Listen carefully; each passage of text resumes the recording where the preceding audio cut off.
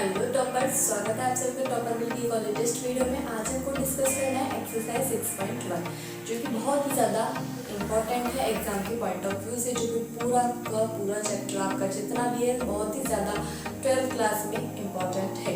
ठीक है, तो आज हम करेंगे अपना क्वेश्चन नंबर 2। क्वेश्चन नंबर 2 क्या शो कर रहा है? क्वेश्चन नंबर 2 कह रहा है एक घन का आयतन 8 सेंटीमीटर की क्यूब पर सेकेंड की दर से बढ़ रहा है। यानी कि जो उसका आयतन है कितने की दर से बढ़ रहा है? 8 सेंटीमीटर पर क्यूब। अब जो आयतन होता है उसको इंग्लिश में क्या बोलते हैं बच्चों? वॉल्यूम। क्या बोलते हैं? वॉल्यूम। यानी कि जो वॉल्यूम है, यानी कि जो उसका आयतन है वो किसकी दर से बढ़ रहा है? 8 सेंटीमीटर की क्यूब, 8 सेंटीमीटर की क्यूब पर सेकेंड। सेकेंड का मतलब क्या हो गया हमारा? यानी कि with respect to time. Previous video में मैंने इसकी जितनी भी सारी थी सारी कवर करा दी थी। अब इसमें देखना है विद रेस्पेक्ट टू टाइम, यानी कि टाइम के रेस्पेक्ट में क्या लेना है? वॉल्यूम। यानी कि हमें दिया क्या है क्वेश्चन में हमको दिया है कि dv अपॉन dt, यानी कि जो वॉल्यूम है, वॉल्यूम में चेंज किसके रेस्पेक्ट में हो रहा है? टाइम के रेस्पेक्ट में। तो क्या हो जाएगा? 8 सेंटीमीटर की क्यूब पर सेकेंड। ठीक है,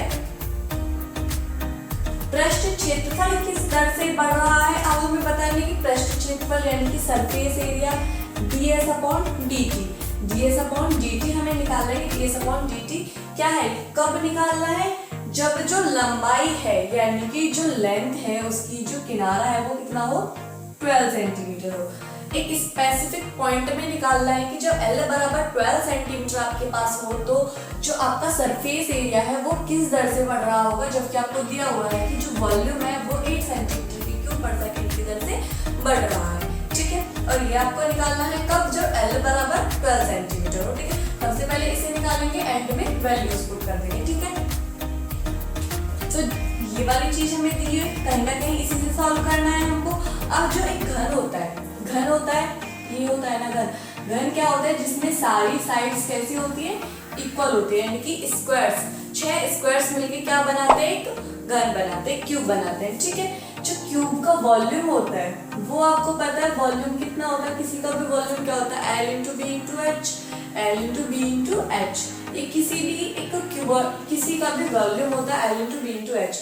अब इसमें जो साइड्स है वो सारे इक्वल है। अगर हम मान लेते हैं कि साइड जो इसकी कुछ भी a भी है तो a इंटू ए यानी कि a की क्यूब, वेयर a क्या है? आपकी साइड है। ठीक है, तो यहाँ पे आप साइड कुछ भी मान सकते हैं, a मान लीजिए, d अपॉन dt कुछ भी मान सकते हैं। तो जो साइड होगी या फिर x मान लीजिए या a ही मान लीजिए, जो आपका मन करता है। ठीक है, तो जो वॉल्यूम होगा वो क्या होगा? आपका a की क्यूब होगा। ठीक है, और ये कितना दे रखा है आपको? 8 दे रखा है। जब आप a की क्यूब का डेरिवेटिव करेंगे, किसके रेस्पेक्ट में? टाइम के रेस्पेक्ट में। किसके रेस्पेक्ट में? टाइम के रेस्पेक्ट में। सबसे पहले क्या होगा? जो पावर होगी वो आगे आ जाएगी, पावर आगे आ गई और एक पावर कम होके उसे लिख देंगे। ठीक है, ये हो गया 3a²। लेकिन अब a का भी तो डेरिवेटिव करना है क्योंकि यहाँ पे t है, विद रेस्पेक्ट टू t है। यदि विद रेस्पेक्ट a होता तो 1 आ जाता, लेकिन यहाँ पे विद रेस्पेक्ट टू t है तो क्या आएगा? dA अपॉन dt और ये क्या हो जाएगा? 8। क्या हो जाएगा? 8 हो जाएगा। ठीक है, अब हम यहाँ से क्या करेंगे? dA अपॉन dt की वैल्यू निकालते हैं तो क्या हो जाएगा? dA upon dt is equals to 8 upon 3a²। क्या हो जाएगा? dA upon dt is equal to 8 upon 3a²। Simple है। सबसे पहले क्या करा? जो वॉल्यूम था वॉल्यूम की वैल्यू पुट करी, फिर हमने क्या करा? इस वाली चीज का डेरिवेटिव करा। डेरिवेटिव में क्या करते हैं? जो पावर है वो आगे आ जाती है, पावर आगे आ गई और एक कम करके लिखते हैं। अब जो ये वाली चीज है इसका फिर से डेरिवेटिव करते हैं, किसके रेस्पेक्ट में करना है? टाइम के रेस्पेक्ट में। तो क्या हो जाएगा? dA upon dt। अगर इसमें ऐसे dA अपॉन dt की वैल्यू निकालते हैं तो वो क्या आती है? ये आती है। अब हमें सॉल्व क्या करना है? ds upon dt। तो देखेंगे ds अपॉन dt होता क्या है? ds upon dt। अब सरफेस एरिया होता है क्यूब का, उसका फॉर्मूला होता है 6a², जहाँ पे a क्या है? उसकी साइड है। तो इसका फॉर्मूला क्या होता है? ये हमको निकालना है। तो ये क्या हो जाएगा? dA अपॉन dt और s की जगह पे क्या आ जाएगा 6a², 6a²। अब आप देखिए जो 6 है वो तो कांस्टेंट है, कांस्टेंट है तो ये तो सिंपल आ जाएगा 6 ही आ जाएगा। लेकिन जो a² है इसका हमें डेरिवेटिव करना पड़ेगा 6 × a²। आप इसको ऐसे लिख सकते हैं 6 × a²। तो जो कांस्टेंट था वो तो हमने एज इट इज लिख दिया, लेकिन अब हमें क्या करना है सिर्फ a² का डेरिवेटिव करना है। तो पावर वाले तरीके यानी कि पावर आगे आ जाएगी और एक घटा के लिख देंगे। तो 2 पावर आगे आ गई और एक घटा के लिख दिया, और 2 में से 1 गया तो 1 बचा सिंपल। अब a का भी तो डेरिवेटिव करना है with respect to t, with respect to t, यानी कि dA/dt। ठीक है, dA/dt। ठीक है, तो क्या हो जाएगा 12a × dA/dt। ठीक है, अब dA/dt तो अभी हमने फाइंड आउट करा था, कितना आया था 3a², 3/a² आया था dA/dt, यानी कि जो dA/dt है उसकी वैल्यू हम ऐसे पुट अप कर सकते हैं। dA/dt की वैल्यू ऐसे लिख सकते हैं।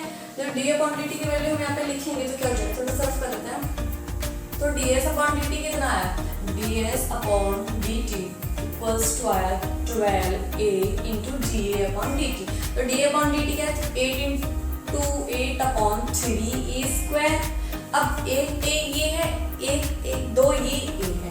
ठीक है, तो 1 से 1 कैंसिल आउट हो जाएगा, 1 बच जाएगा आपका, ऊपर 1 है नीचे 2 है, तो 1 से 1 तो कट जाएगा लेकिन 1 रह जाएगा, तो क्या बचेगा। और 3 से आप कट कर सकते हैं इसे 4 टाइम्स। ठीक है, तो क्या हो जाएगा 32/a,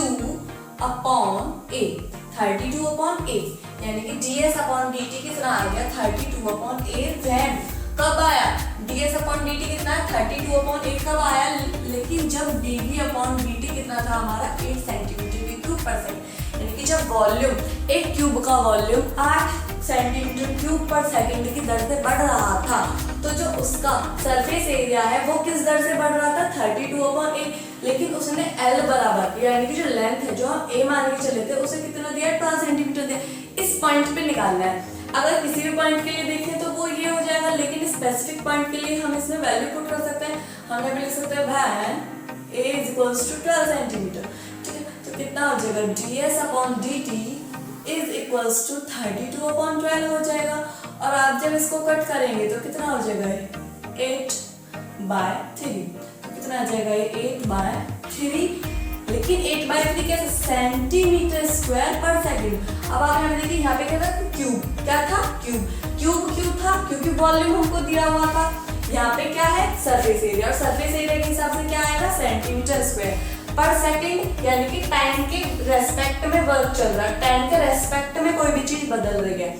यहाँ पे भी t है तो यहाँ पे भी विद रेस्पेक्ट टू टाइम आएगा और हम सेकंड लेंगे। ठीक है, लेकिन cm² आएगा वो सरफेस एरिया की वजह से आएगा। ठीक है, आई होप कि आपको एक क्वेश्चन अच्छे से समझ में आया है। नीचे व्हाट्सएप नंबर शो हो रहे हैं, आप इनसे जाके हैंड रिटन नोट्स परचेज कर सकते हैं फिजिक्स और केमिस्ट्री के, जो कि आपके एग्जाम में आपकी बहुत ज़्यादा हेल्प करेंगे।